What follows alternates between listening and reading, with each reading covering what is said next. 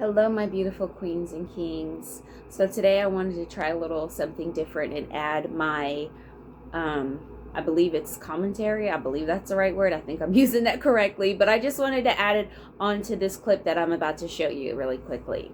First, pick you, and you put on the magic glasses. There's rules that go with them. You can never take them off. You never see things as they're supposed to be. You see things as they are. And you can never force nobody else to wear them. Okay, so when it comes to having, I'm going to go into my personal story, like when I had my first spiritual awakening, because for so long, we're so just, before we like awaken to the truth, we go through that stage of that frustration and like forcing things to work, but none of that works, right? So then we get to a point to where we have one of many spiritual awakenings that we have on this journey.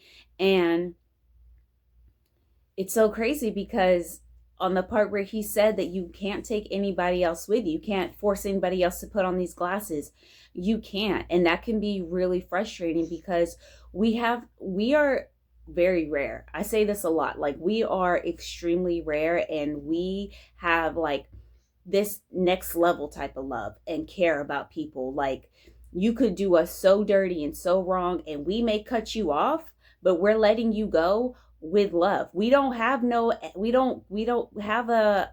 mean bone in our body, I guess. Like we can't like go on life like carrying and holding on to grudges. You're like, okay, been there, done that, because we hold on and we do our absolute best in everything we could possibly do until we're like, okay, like that's it, like we've tried everything, like there's nothing else to do.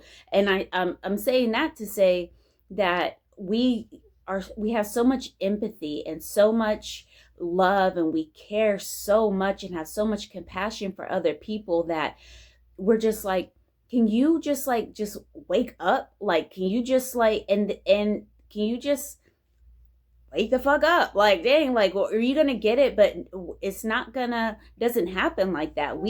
A lot of us have dealt with a lot of narcissistic people, a lot of toxic traits in people, and they're a lot of like people who have like some screws loose, right? They're not able to wake up the way we want to for a couple of different reasons. One, imagine that, think about yourself, how you are not going to be able to go where you want in life because you're constantly carrying everybody else. You're like, come on, everybody. You love everybody else. So you're like, come on. Like, I want you to wake up. I want you to wake up. Let's say, like, if it was possible, right, to make everybody see the truth like you do. So you're trying to bring everybody else with you because you're like, if you could just wake up, if you could just have this certain level of consciousness, we could all just get along and like everything would be perfect. But what about you?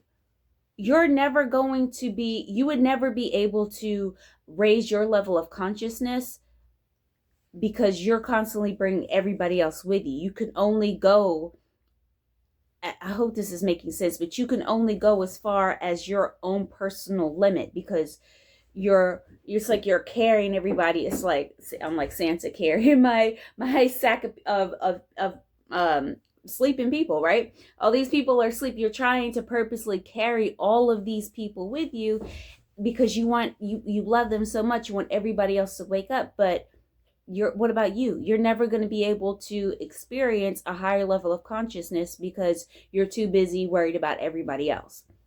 Now, if you are able to truly just let go and let go with love, then you come back to, this level of consciousness where you are not going to be able to take everybody with you. You cannot force somebody else to put on those glasses as much as we want to, because you have to think like, and I know it can kind of sound selfish, but once you get to that level of that consciousness and you realize like, wow, like all of this was all just to come back to me because God is within me.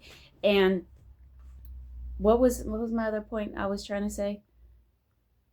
Oh, okay. So another reason why if if you do let those people go with love, now you've caused so much space now for more people and more things and more levels of higher consciousness.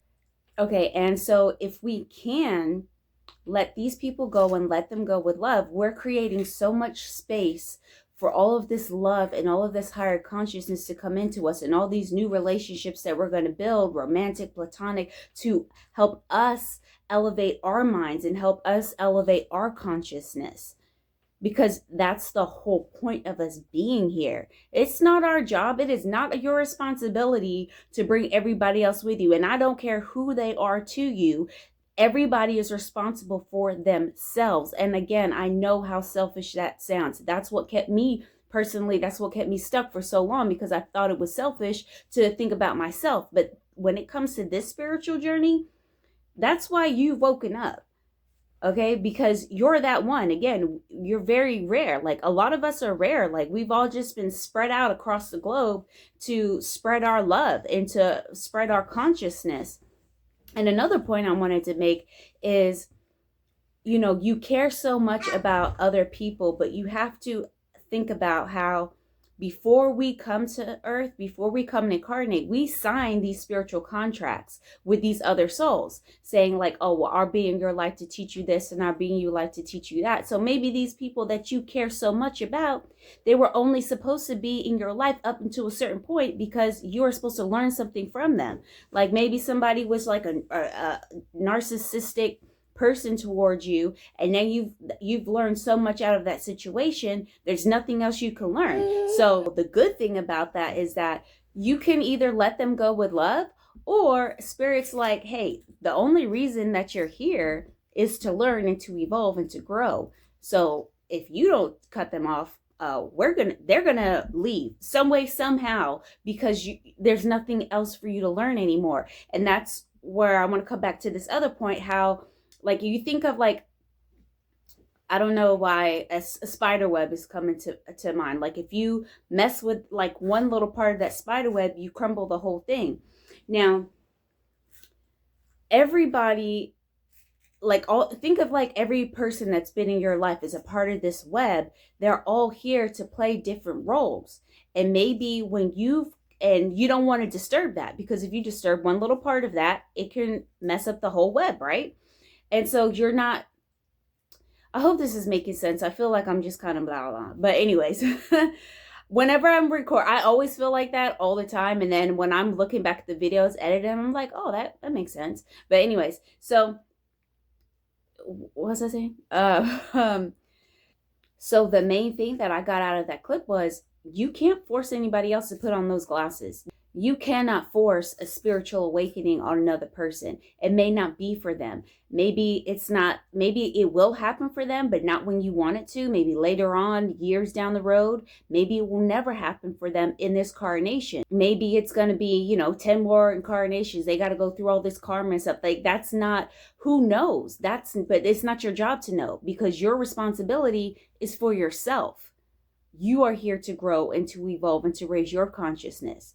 So, I don't know, that was just a little bit that was the main thing that I got out of it. And I just wanted to share that with you today. And until next time, I love you, and the universe loves you.